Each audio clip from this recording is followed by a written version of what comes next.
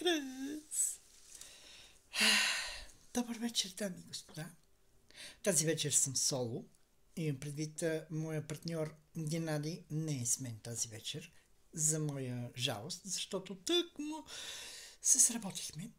Но, надявам се да ви бъда полезна и интересна с тази вечершното си изпълнение на отново моят любим поет Никола Вапцаров с едно мое любимо негово стихотворение. Нарича се Прощално. И още нещо. След него. Прощално. На жена ми.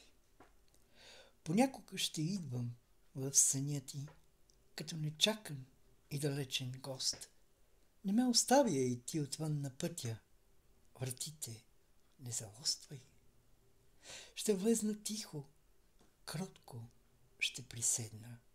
Ще вперя поглед в мрака да те видя. Когато се наситя да те гледам, ще те целуна и ще си отида. И още нещо като епилог от Вапцаров. Също мое любимо. Прекалявам с тая дума. Борбата е безмилостно жестока. Борбата, както казват, е епична. Аз паднах, друг ще ме смени. И толкова. Какво тук значи някаква си личност? Разстрел. И след разстрела червей. Това е толкова просто и логично. Но в бурята ще бъдем пак с тебе, народе мой, защото те обичахме.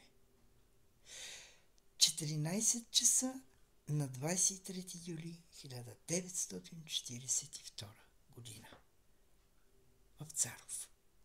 Благодаря за вниманието. Лека вечер, народе мой, защото се обичаме.